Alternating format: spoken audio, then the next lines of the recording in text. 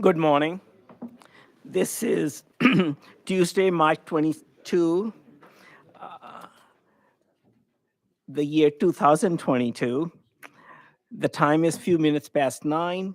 The Insurance Committee of the Tennessee House of Representatives of the 112th General Assembly is now in session.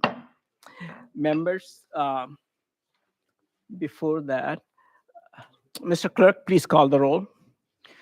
Representatives Carr, Sapicki, Freeman, Hawk, Hicks, Hodges, Johnson, Lafferty, Mitchell, Powers, Rudd, Terry, Thompson, White, Vice Chair Lady Rudder, Chairman Kumar. Here. Mr. Chairman, you have a quorum. Thank you. Members, do we have personal orders? Seeing none, we'll go on to our calendar today. We have 8 items. Just for you to know, item number 8 is off notice. The first item on our calendar is House Bill 2625 by Chairman Baum. Do I have a motion? We have a motion and a second. The bill is properly before us. Chairman Baum, we do have an amendment. Yes, it's Amendment 16166. We have a motion and second to attach the amendment. All those in favor, please say aye. Opposed? The amendment goes on the bill. Chairman Baum, you're recognized. Thank you, Chairman Kumar. Tennessee has a population of citizens who are eligible for both Medicare and Medicaid. We might call them dual eligibles. They currently have 6 different options through which to receive their Medicare and their Medicaid. One of these 6 options is to receive it through a DSNP plan. That's an abbreviation, and what it stands for is Dual Eligibles Special Needs Plan. There are actually 6 DSNP plans for Tenncare enrollees in Tennessee through Medicare. Currently, Tenncare has a contract with all 6 of them, and in fact, under federal law, in order to have a DSNP plan, the state version of Medicaid must have a contract with the providers. Now, Tenncare has a new policy that it's implementing where it's going to be renewing its contract with only 3 of these 6 providers. It's the 3 that would be MCOs, managed care organizations. The other 3 DSNP providers would then no longer have a contract with Tenncare, which means that these dual eligible folks in Tennessee would have to do something different. They'd have to pick a different DSNP plan, or they'd have to pick one of the other 5 Medicare options. So what this bill does is 2 things. There's 2 parts, a first part and a second part. In the first part of the bill, the bill says that Tenncare could not make these changes for a year. During this 1-year period of time, Tenncare would need to study the impact of the changes, things like the impact of the changes on these dual eligible beneficiaries, how these beneficiaries would be notified that they're going to have to change plans, and then Tenncare would need to report back to the Tennessee General Assembly on its findings so that we could have some oversight in the process. The second part of the bill says that Tenncare would need to increase the number of the MCOs that it has from 3 to 4. We currently have 3, and you may recall that a few moments ago I said Tenncare had plans to renew its contracts with 3 MCOs. The second part of the bill says that Tenncare would need to add a 4th MCO to add additional competition, and it specifies that it would need to be one that applied through the most recent procurement process. Well, thank you for that explanation. Members, if you have questions, the other item of note is that we do have testimony on this matter. And if without objection, then we can go. Representative Hodges, you're recognized. Thank you, Mr. Chairman. How many, you said it has to be a company that bid last time. How many companies bid last time? My understanding is there are 4. Tenncare has an intent to renew contracts with 3, and so the 4th MCO for this next calendar year would need to be the 4th one that applied through the RFP. And that was between 3 of them, so they'll have to pick, or there's only one other one that applied. Correct. So are we doing this for that one company? Yes. So, Okay, Hod. so I guess, but my concern is, are we going to do this every time a company doesn't win a bid? The bill says that for this next fiscal year, the 4th MCO would be the one that applied through the RFP. After that, when there is time for more applicants to apply through the process, then there will be more to pick from. So this would, I guess this bill would sort of govern the next year, but not necessarily thereafter. You recognize. And I understand that, but what it sounds like to me is a company lost a bid and they're coming to us. And so we're going to let them have their way to essentially give them the bid after they lost it. If 2 other companies bid next time and they lose the bid too, are we going to go to 6? The bill doesn't specify what we would do in future years. It does call for additional MCOs. There was only 1 additional applicant in the last RFP. And so this bill, to increase the number of MCOs, would specify that that's the one that needs to be added for the short term. But in the long term, the goal would be to have more applicants involved competitively in the process so that there could not only be more MCOs, but there'd be more applicants to choose from. Representative Hodges. Thank you, Mr. Chairman. So, and I get that. I guess, again, the only thing I'm concerned about is what's the point of having a bid process if every time a company loses the bid, they just come to the legislature and we overrule it and give them a place. Chairman Baum. That'd be my issue with it, but thank you. Understood. The intent of this bill, though, is not necessarily to overrule the bid process. It is to provide more competition, more choice in the form of more MCOs. And I can give you a little bit more of the motivation for that. Tennessee evidently has an unusually small number of MCOs. We only have 3. We've had 3 for the past 20 years. 3 have been approved through this most recent RFP by Tenncare to have their contracts renewed. Every other state that has the size of Medicaid population that we have has more MCOs. I'll give a couple of examples. In Kentucky and South Carolina, which have smaller populations and fewer enrollees, they each have 5 MCOs. And then there's other states that have more people that have a whole lot more MCOs, like Texas and Florida each have 15 or more. So the rationale behind this bill is that Tennessee ranks relatively low in healthcare. We want to find a way to move that up. We think one possible approach would be to get more competition among these MCOs. And one way to do that would be to get more of them involved in the process. So this is a way of adding a 4th MCO. It's not really possible to add a 5th MCO from the most recent RFP because only 4 applied.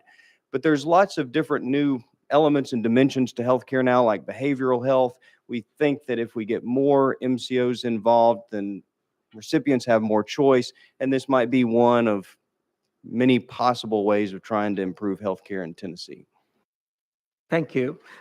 Chairman Speaker, you recognize.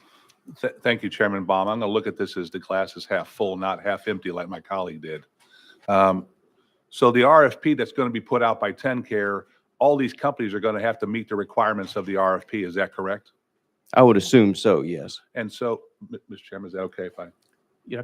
So your intent is to make sure that if there is another MCO out there that could provide these benefits to the people of Tennessee, that now we have more options to provide more services to more people and make competition come into this, where the ones that provide it best, people will gravitate to get those services, correct? That's correct. Certainly long term. Of course, in the most immediate short term, we've only had 4 applicants, but long term, hope to have more applicants, hope to have even more MCOs. Last question. Chairman Speaker. And so with that rational thinking you have right there, as people start to realize that Tennessee is looking for more people to bid on this to create more competition and more opportunity for their citizens. Your bill doesn't limit that at all, where we could have 4, 5, 6, 7 MCOs that could be providing this service to Tennesseans. Is that correct? That's Chairman true, Bond? correct. Thank you, Mr. Chairman. Representative Mitchell, you're recognized. Yeah, thank you, Mr. Chairman. And, you know, a part of me, all of me agrees with what Representative Hodges said. My only qualm about this is I think we're going to put in turmoil, 25,000 Tennesseans by making this change right now. So I think the best thing to do is let's pause for this 1 year that you're saying. I don't like us getting involved every time someone loses a bid, but to correct so we don't put these vulnerable people, these 25,000 in a quandary right here. I think this may be the best thing to do go forward with this. But as you said, you want to improve healthcare. We know how to improve healthcare in this state. Very well. Members, this is apparently an important issue. We have a number of people who want to testify. So without objection, we'll go on out of session. And our first person to testify is Miss Ashley Reed from Tenncare.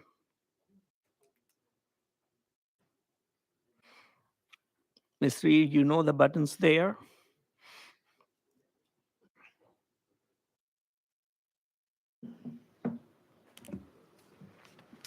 Thank you, members and committee. Ashley Reed with the Division of Tenncare, and I have Drew Staniewski with me as well, if there are questions. This bill, as amended, requires Tenncare to do two things. First, we must renew expiring contracts with any Medicare dual-eligible special needs plan, what we call DSNPs, indefinitely until the General Assembly adopts a resolution permitting non-renewal.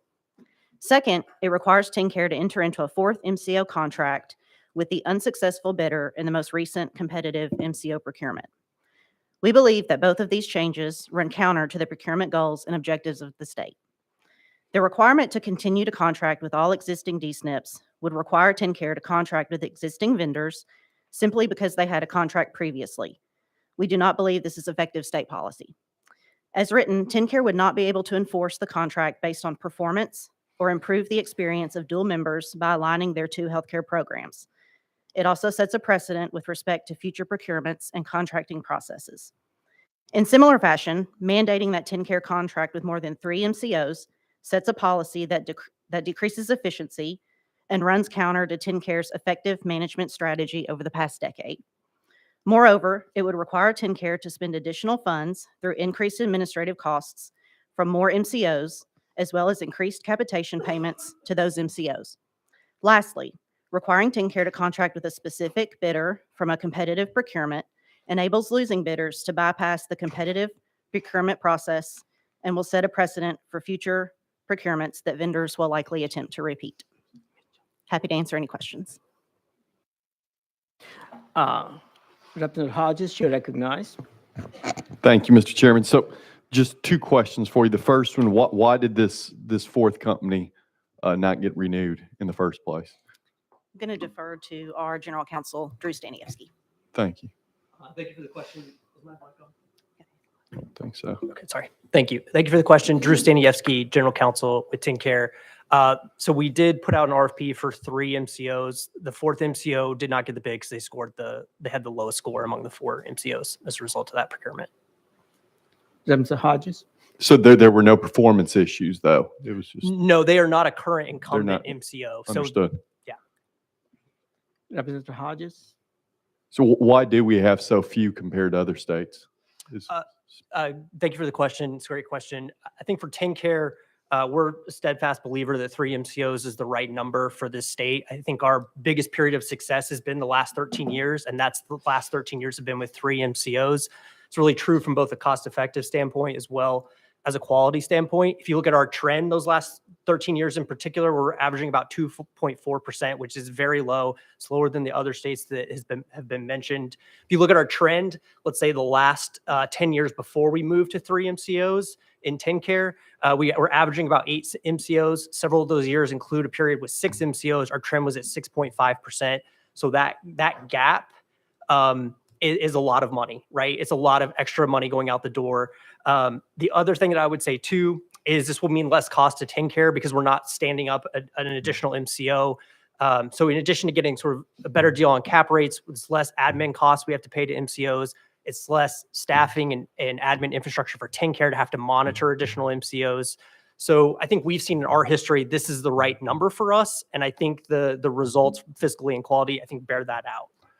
Well, thank you. That's good. Representative Mitchell, you recognize? Yeah, thank you, Mr. Chairman. Historically, over the years, how many MCO providers have we had? What's the most we've ever had at any given time? It's a good question. I think in 1994, we started with 12. And so we've not a history on every moment of Tenncare, but I believe we've gone kind of stepped down from there as we've realized less MCOs has been a better deal for the state. And that has also coincided with the MCOs going statewide. So we had 12 MCOs at the beginning, but they're also very regional. And so it's been a trend over time or progression over time from 12 very regional MCOs to now 3 statewide MCOs. Yeah, and I remember a time where, you know, the MCOs, it got so ridiculous of them recruiting membership, even with cell phones back in the day. But, you know, we're hearing all these other states of similar population have, you know, double the choice that we seem to have. And that's my only concern, that we're narrowing it down. How many did we have before the bid went out? So well, we've had 3 since 2009, Okay. 2008, 2009 period. So the last 2 procurements have been for 3 MCOs only, I believe, the last 3 procurements. Okay. All right. Thank you. Thank you. Question. Have we seen difficulties that members cannot get enrollment in a satisfactory manner just because we have 3 MCOs? Did you say difficulties with enrollment, Mr. Chairman, or just difficulty with accessing providers? Sorry. Right. No, we haven't. In fact, there's a survey that is done every year by the University of Tennessee that actually measures member satisfaction with the program. So really enrolled members who are getting services from MCOs on an ongoing basis. For the last 13 years, we've been over 90% in member satisfaction. That coincides with the fact that we've been at 3 statewide MCOs. The last year measured was 2021. We were at 92% overall satisfaction. There's also a portion of that where they ask additional questions about seeking care. And from the latest survey, 2% of households reported seeking care from a non-Tenncare provider because there was not a Tenncare provider in the area. Likewise, only 2% sought care with a different provider because they were dissatisfied with the quality of care. So we also see that from the provider perspective, you know, we've got over 90% of licensed physicians contracted with Tenncare, at least one of the MCOs. 86% of those providers, those physicians, are accepting new patients. So we're not seeing a large scale issue with access or member choice issues, I would say, or dissatisfaction from the members either.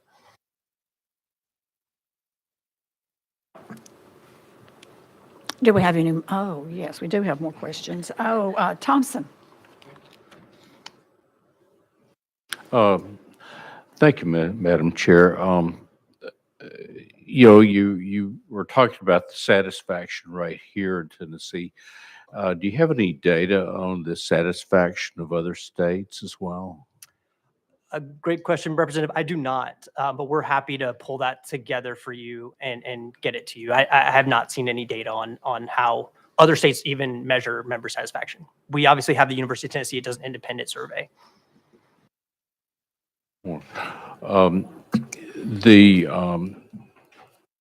the bid process, would you anticipate, should we add more MCOs on this, that we'll have to also lower or change the standards that you all go by in the bid process? In other words, take some that we would normally take.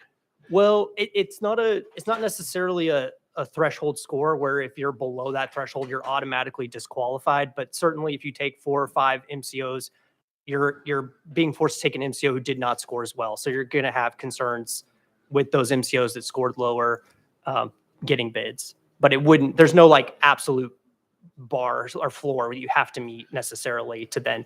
Now, if someone scored, exceedingly low, I think it's within the state's discretion potentially to take a second look at that if we had to take them. But overall, it's just going to be the lowest scores are going to be kicked out depending on how many MCOs we are taking. Okay. Thank you very much. Next, we have Speaker Johnson. Thank you, Madam Chair. Can you tell me who the 3 MCOs are? Yes, sir. Blue Cross Blue Shield, United, and AmeriGroup are the 3 companies that run the 3 MCOs today. And how long what period of time have these 3 MCOs had the contract? That's a good question. I think I have to double check that. I know they've had it since at least 2013, which was the bid prior to this one. So the same 3? Mhm. We've had the same 3 for that time period at least. How many on average bid? How many MCOs? So just using the last 2 procurements, because they've been 3, I believe they've been 3 statewide. These are our last 2 procurements are 3 MCOs all statewide. This last procurement we had 4, and I want to say it was a little bit more in 2013, maybe 6 or 7, but I'd have to double check that for you. It was more than 4. I know that. Yeah. Thank you. Next, we have Chairman White. Thank you, Chair Lady. Just to answer your question, I started sitting on fiscal review about 2011, and I know they came before us. I know at least since that time. So the 3 since 2011, I'm pretty sure. My question is this: to my colleague's question earlier, usually competition in the market brings prices down, especially for the consumer. What is it about Tenncare doing business that adding more would increase the cost on Tenncare?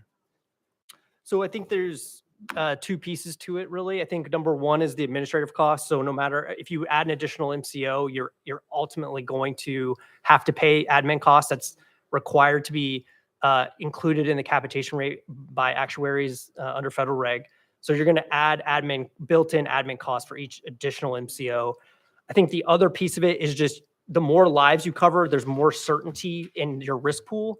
And so if you're going to take a significant portion of lives away from each MCO, they're going to have less certainty and less predictability in their risk pool. And so if that occurs, there's just more risk that they're going to increase costs. I think that's the reality situation. So if they do, that's going to also put upward pressure on cap rates. Recognized. And this may not be a question that we can answer right now, but if Kentucky has 5 with a smaller population, what kind of program do they have, and how does it work up there? That I don't know the details of their program. It's particularly how they run their managed care organization. So we can look into that and get you that information. Thank you. Thank you, Chair Lady. Next, we have Chairman Sapiki. Thank you very much. So I'm just trying to get my information from what you're presenting is accurate, okay? So you're saying since 2009, we roughly had 3 MCOs moving forward from there. Is that correct? Yes, sir. And since 2009, I'm assuming you're telling me that the population of Tennessee hasn't changed at all. No, sir. So the population of Tennessee has changed. I would assume so. I don't know the overall population numbers, but I assume I'll so. help you out. It has. Yeah. So if we add the 4th, and I'm looking at a list here, there's no rhyme or reason to it of how many MCOs there are. California has over 20 population size, right? New York has over 20. Illinois has more than us. Iowa has more, I believe. Chicago. Kentucky has more than us. Louisiana has more than us. There's no rhyme or reason to this. Everybody else seems able to do this. You're telling me that Tenncare can't do a 4th? Is that what you're telling me? No, sir, absolutely not. So We're not saying we can't do a 4th. I think we're just we're acknowledging, there's certainly some positives potentially to expanding to more MCOs, but for Tenncare, we believe the most effective policy is to remain at 3.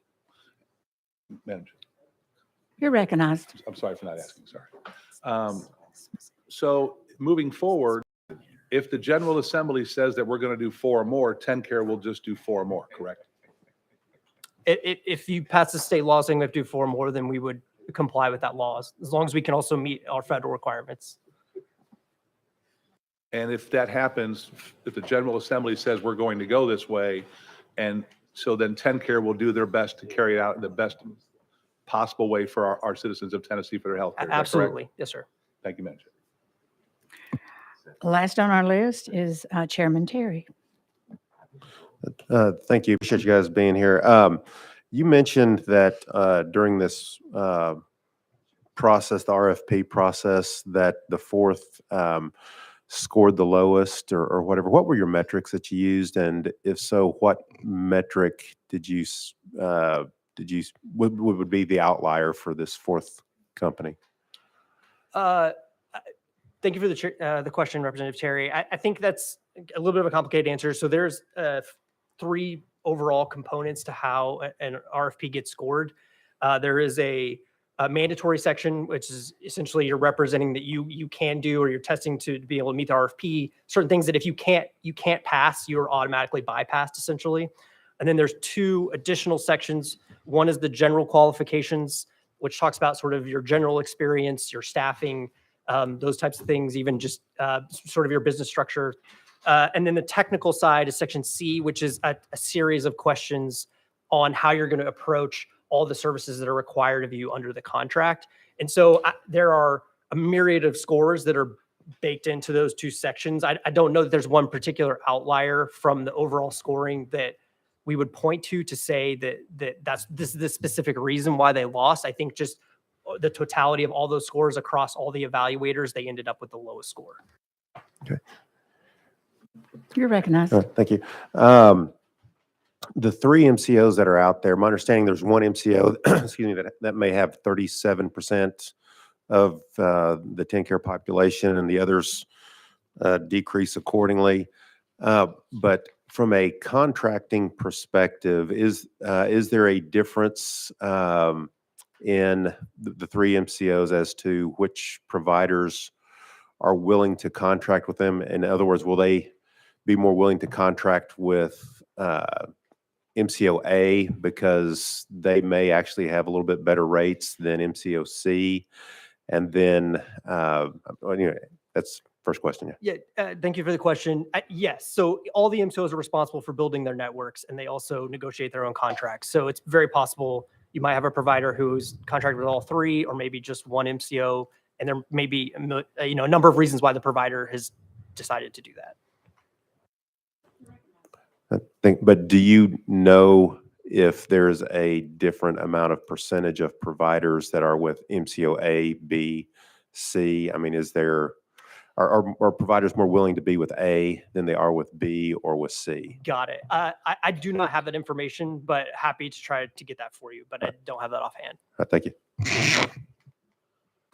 That was not our last question. We have one from Representative Hodges.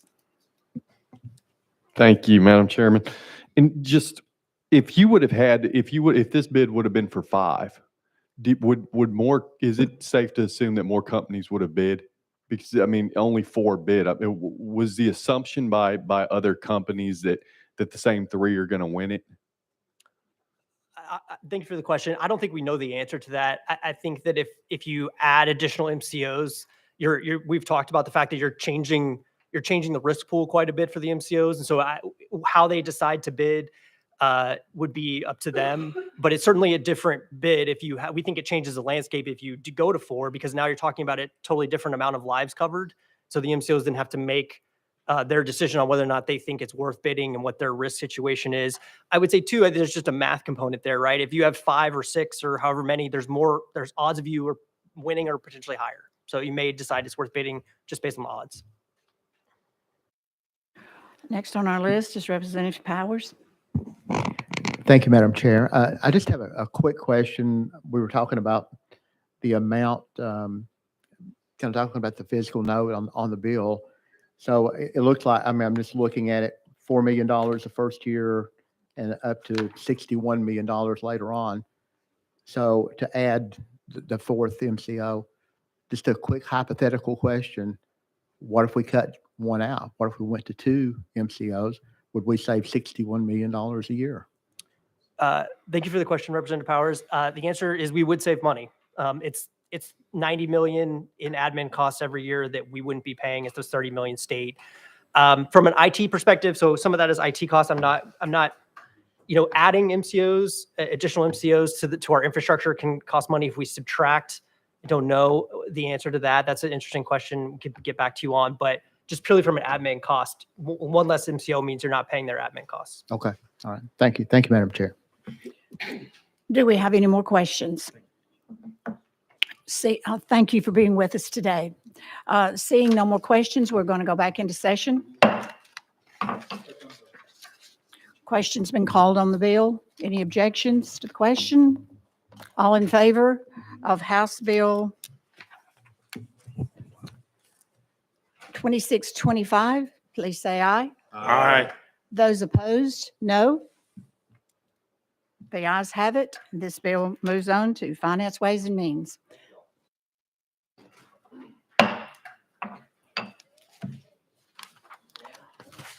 Next up on our calendar is item number 2, which is House Bill 2048 by Vice Chairman Jernigan.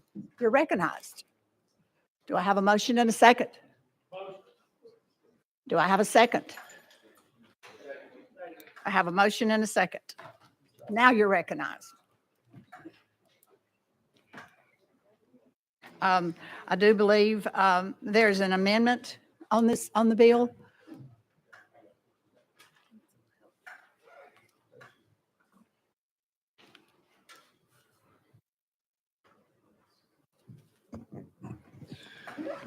Thank you, Madam Chair. Okay, what's our posture? I have an amendment on this that makes the bill. Is that amendment 0161115? 016115, yes, ma'am. We're voting on the amendment. All in favor, say aye. Opposed, no. The amendment goes on the bill. You're recognized. Thank you, Madam Chair. Members, this bill is very limited in scope to complex rehab technology, which I'm going to say CRT, so I don't have to say that going forward every time. But it's defined in code as high-end and power and manual wheelchairs, similar to the ones I'm sitting in now. They can run between $25,000 and $40,000. But in summary, the bill does 3 things. 1, it prohibits a health insurer from considering the location where CRT will be used when making a medical necessity determination. Typically, Medicare has got an antiquated rule. They won't pay for a power wheelchair outside the home. And sometimes we have insurance companies like to pick and choose what they want to do out of Medicare. That would stop that. And the second thing it does is that a health insurer will pay 100% of benefits approved in a prior authorization issued by a health plan. The health insurer may not seek future reimbursement based on inaccuracies found in the prior authorization. So what we're saying here is that if a insurance company gives a prior authorization, that they have to pay 100% of the prior authorization. What's been happening is that they'll do the prior auth, the vendor or the end user will get their product delivered to them, and then the insurance company will come back and say, well, we see that you didn't code that right, or we did an audit and we should not have done that. We're going to seek $10,000. Basically, we don't think that they should be paying for the insurance mistakes that they've made to the small business person or the end user. So we want the 100% of the prior approval that they've done to be paid for. So I'll be happy to answer any questions, Madam Chair. Do we have any questions? Thank you. Seeing none, we have a question on the bill. We'll be voting on House Bill 2048. All in favor, say aye. Those opposed, no. This bill moves on to calendar notice. Madam Chair, members, thank you. Thank you. Next up is item number 3, House Bill 2456 by Representative Sparks. We have a motion and a second. Okay, we do have an amendment on this bill. 013824, is that correct? I'm not aware of an amendment. I'm not aware of an amendment.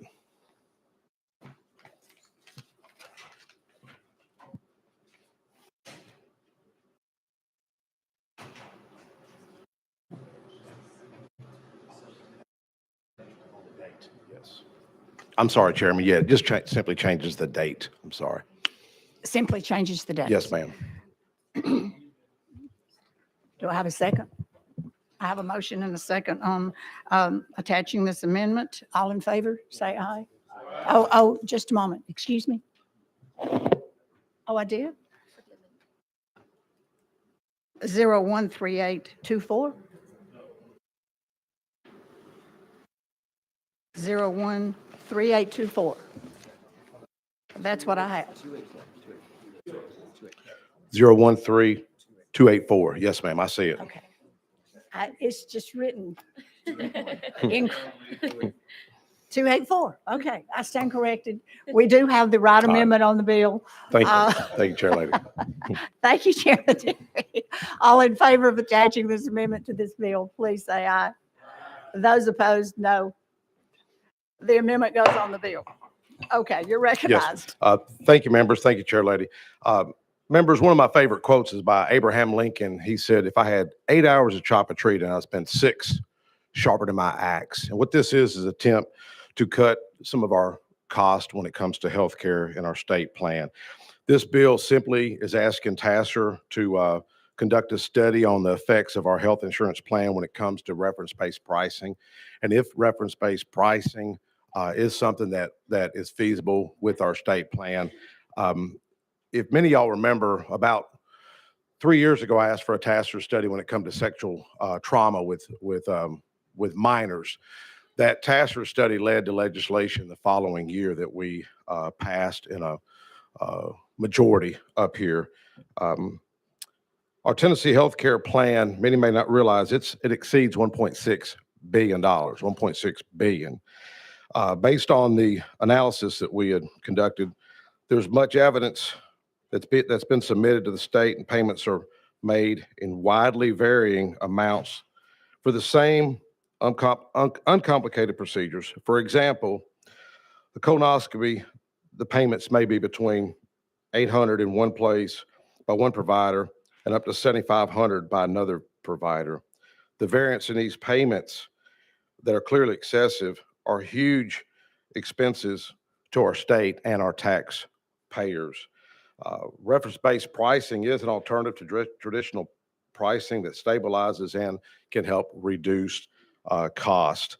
If many of y'all remember, we did conduct a summer study 2 years ago. What come out of that summer study is that there are huge outliers in our healthcare plan. Much of that, according to fiscal review, stated this would save the taxpayers $24.6 million and over $19.6 million the following year. Some of those varying outliering prices, for example, was the CT scan that we uncovered. The average charge was $635, 2018. One charge was as high as $19,800. Why is this variance, which is 31 times the average, I ask? Many call this unjust enrichment when we're overpaying for procedures. I think this study can say, if we didn't go to reference-based pricing, I do think there's some potential of uncovering some of these outlying costs and why they're so excessive. And I think it could help rein it in, thus sharpen that axe and save the taxpayers some money. So I'm just simply asking for this study, members. We do have a question from Representative Mitchell. Yeah, thank you, Madam Chair Lady. So on your study, just say we're going to have TASER do a study on this, are you given any parameters for this? Because you've got to have a baseline Yes, sir. in reference-based pricing. Yes, sir. Most of the time, from the reference-based pricing I've dealt with, it'll be Medicare, 140% of Medicare. Yes. And then you'll have stop loss to go up to 200% of Exactly. Medicare. Your cost that you're talking about, is again referenced in baseline of Medicare. So, the emergency room here may be 400% of Medicare, and it may be 700% for the Yes. same emergency room procedure somewhere else. So that's, you've got to have some parameters, because there's no way for TASER to do this study in a short period of time without some parameters of what they're looking at to accomplish something. They don't have to study this to understand it would save the state a lot of money. But there's also disruption within reference-based pricing, because if you're XYZ facility or XYZ provider, they can say, I'm not accepting 140%. Yes, they could. You're right. And then it goes through mitigation until it finally ends up in litigation. So, is the state going to be prepared for that turmoil? And you're going to have our members, our employees, that, you and I aren't going to be getting the letters from that healthcare provider saying we're turning you over to the credit bureau or we're going to sue you. Our employees will be. So, it's a tricky situation to go there. Thank you. Representative Lafferty. Thank you, Madam Chair. Oh, excuse me. Did you want to respond? Oh, I was just going to say, no, but I appreciate Representative Mitchell's point. Why the 400% versus 700% cost? That's another example of a huge outlier. We would never see lack of transparency in the car business, in the real estate business with Tim Rudd. We would never see these type of variables and lack of transparency like we do in healthcare costs. So back to what Representative Mitchell said, why do we have these huge outliers? Even if it is an ER visit or other visits, they shouldn't have this kind of disparity. And I do think this study would help shed some light on those outliers. And I think we all want transparency in healthcare. There's not a commodity or service in this nation that lacks transparency more than healthcare. I don't see where there's anything. The free market, and you mentioned disruption. Disruption is a great thing. We got electric cars across the street here with launch, that new Cadillac's out there, and Sapicki's district, the new Ford truck. They've got I believe a model over there. So disruption in the marketplace has been a great thing.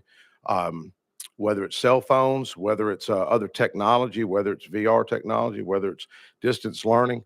So back to Representative Mitchell's point, there are huge variables out there when it comes to healthcare, and that's exactly what I want to come out of this TASER study.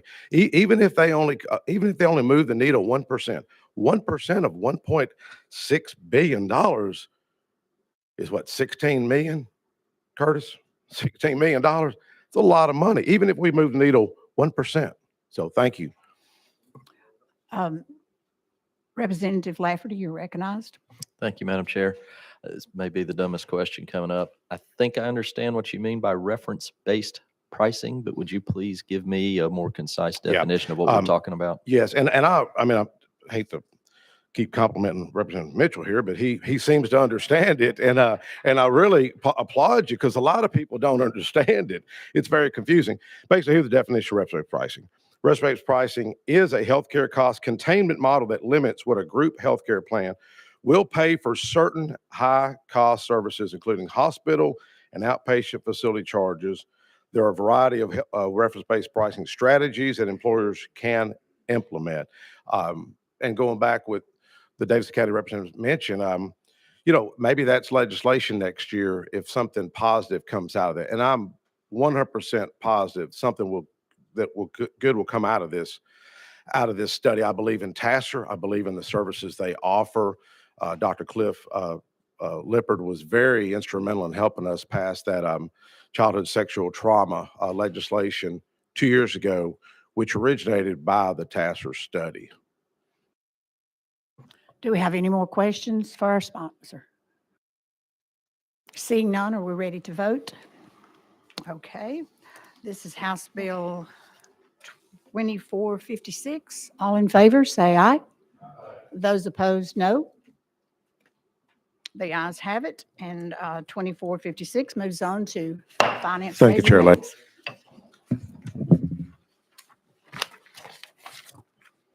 Next, we have item number 4, which is House Bill 1973 by Leader Camper. We have a motion and a second, and I do believe this bill also is traveling with has an amendment, and hopefully I will get this one right. 015796, is that correct? That's correct. Do I have a motion and a second?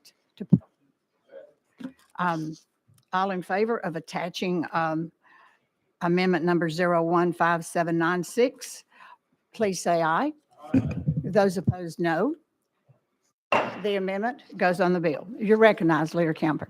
Thank you, Madam Chair and members. I want to first off thank the committee for working with me on this bill and subcommittee, and thank Tenncare for helping us get the language in a position where they could work with us on this bill. Originally, this bill was carried by Senator Lamar, and she's asked me to carry it through in the House. House Bill 1973 is a remote patient monitoring bill and will create a pilot program. This bill will help create positive health outcomes for mothers and babies in Tennessee, make it possible to detect issues with mothers and babies before birth, and to reduce the number of emergency C-sections and preterm deliveries in our states. Madam Chair, this isn't a piece of legislation where we're attempting to find outcomes. It's evidence we have from other states that we can show that there are better outcomes for mothers and babies and our physicians. According to March of Dimes, 11% of children born in Tennessee are premature.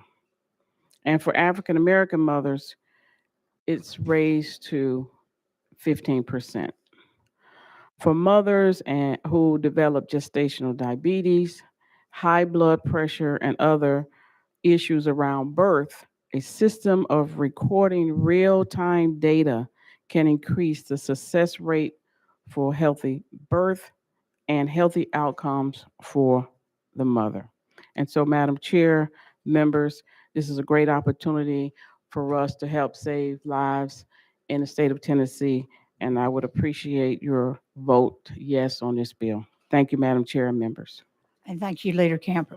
Do we have any questions for our, yes, Chairman White? Thank you, Chair Lady. Representative Camper, I know, correct me if I'm wrong on this, I know like certain hospitals, like down where we live in Memphis, we got Le Bonheur Child Hospital, and they try to have independent programs doing this already. Would a bill such as this aid and help them expand that, or do you know? It could help aid in expanding it. It'll give us an opportunity in a pilot program to demonstrate the success of it and help. Yeah, it could help. Thank you. Because on a number of occasions, I've carried appropriation committees, $250,000 to put into those programs because they do a lot. They're very effective to get to watching our mothers, during the 9-month period and after. So thank you. Appreciate it. Thank you, Mr. Chairman. Any more questions? Or ready to vote on House Bill 1973? All those in favor say aye. Those opposed, no. The ayes have it. This bill moves on to Finance, Ways and Means, and thank you, Leader Camper. Thank you, Madam Chair and members. We're on to House Bill number 5, which is HB 2840, also by Leader Camper. You're recognized. Thank you, Madam Chair, members. House Bill 2840 is a bill that not only looks to save money and lives, but also help patients get the help that they need. And I'm proud to say that this is a bipartisan bill, including your Assistant Leader Gant. This legislation is based on a program currently being used in Memphis in our EMS system, and it makes sure that those who need mental health are taken to the place where they can best get the services that they need. This bill will also allow for issues that can be best addressed in non-emergency care facilities. If enacted, this legislation should help by reducing the cost and discouraging avoidable transfers to hospital emergency rooms and unnecessary hospitalization, encouraging the higher frequency of treatment at the scene or via telehealth, and transports to alternative care settings for the appropriate care by permitting rates of consummation for not less than 67% of the federal Medicare program allowable charges for traditional hospital emergency department transport. It's flexible, it helps with our ambulance services, and it gets people the services that they need without having to go to an emergency room. With that explanation, Madam Chair, I appreciate your support and vote on this bill.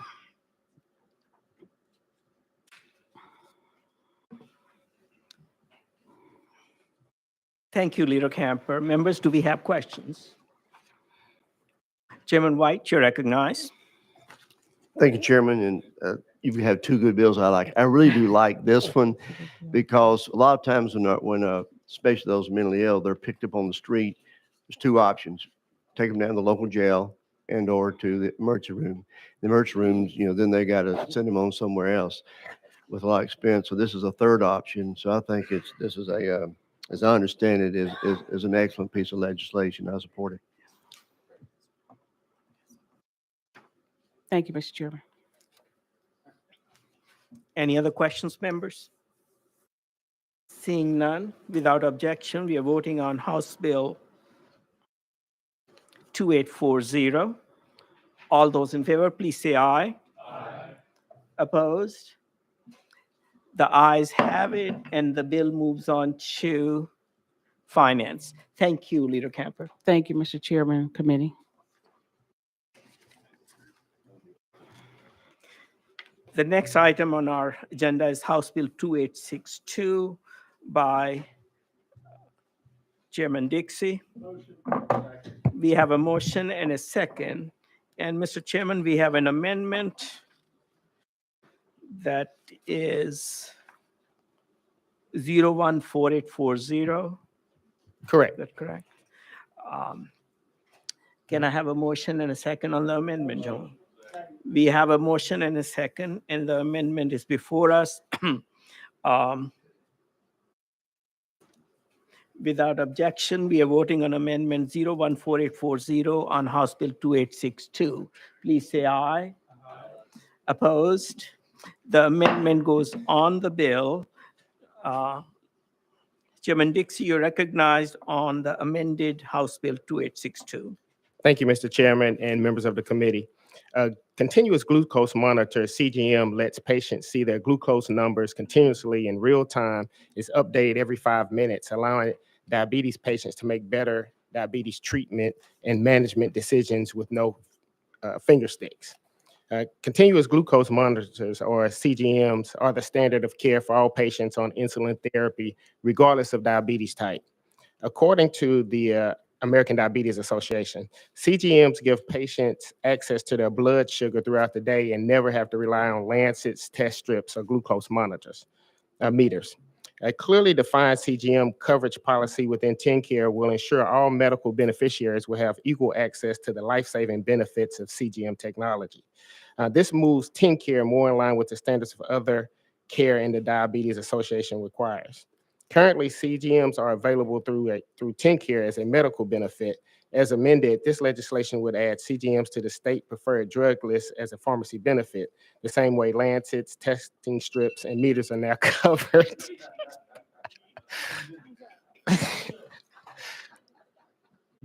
There's a backstory behind that, and once we pass this bill, I'll explain it to you.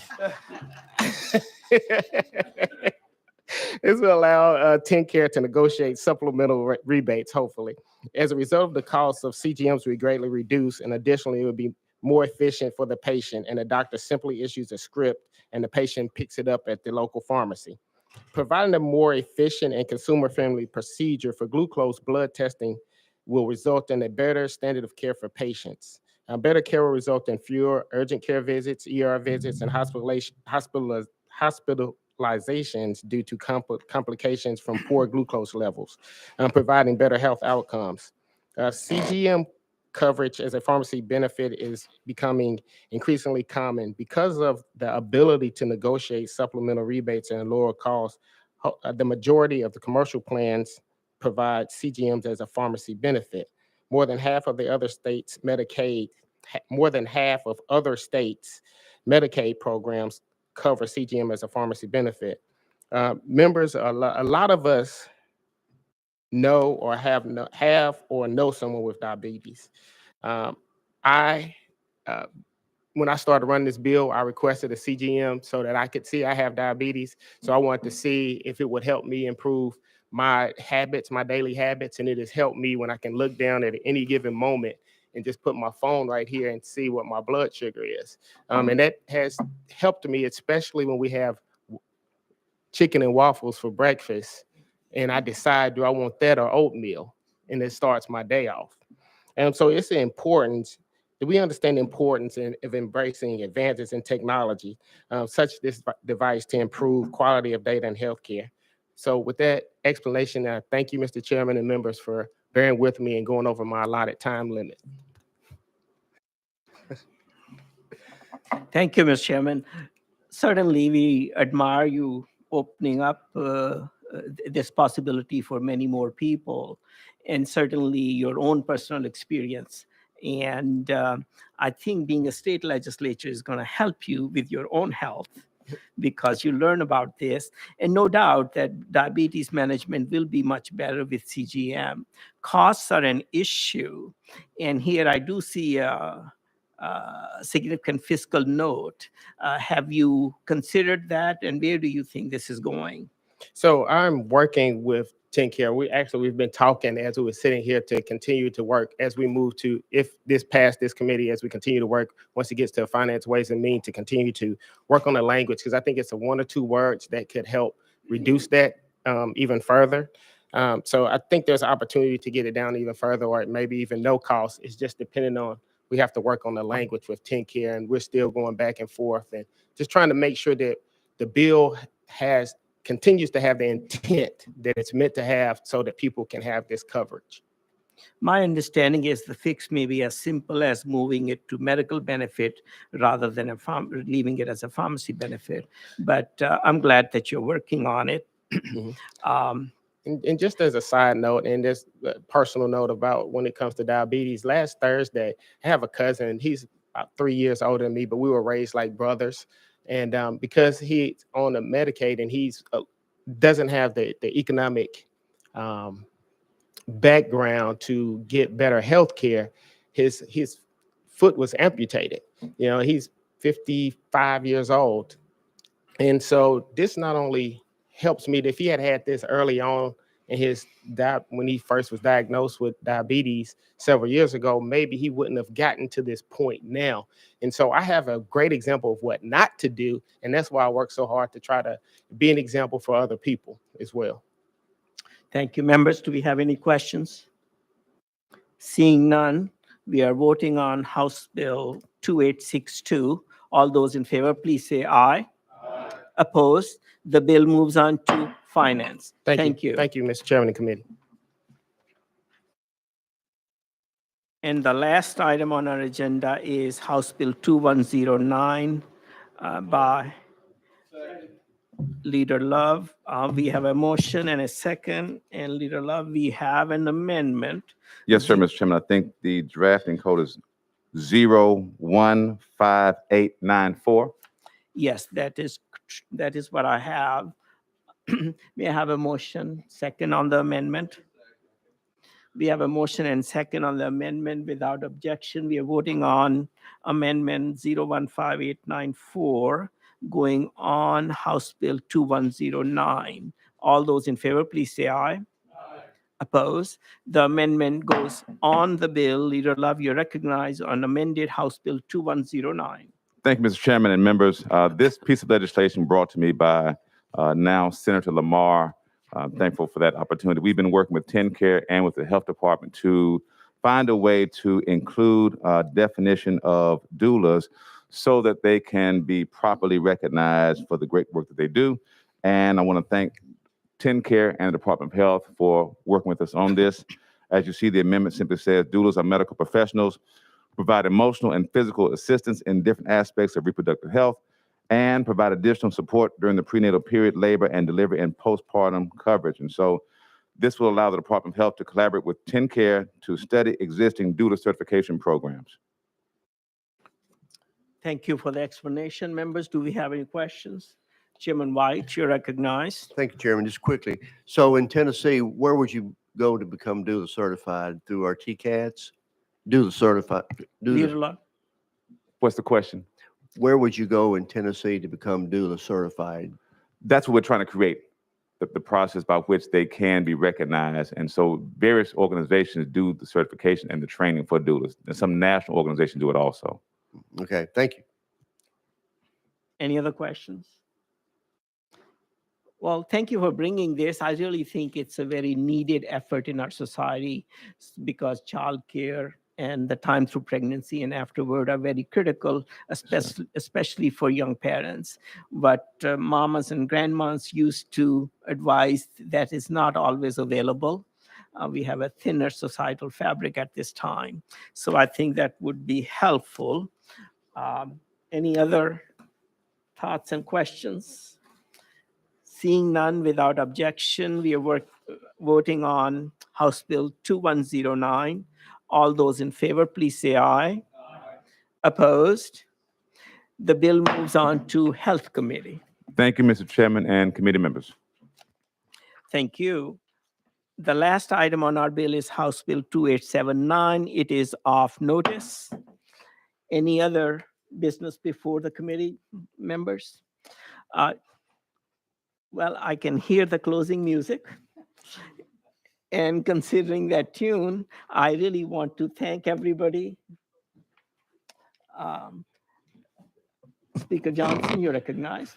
Thank you, Mr. Chairman. I would just like to say what an honor it has been to serve on this committee, and I think you've done an excellent job as chairman.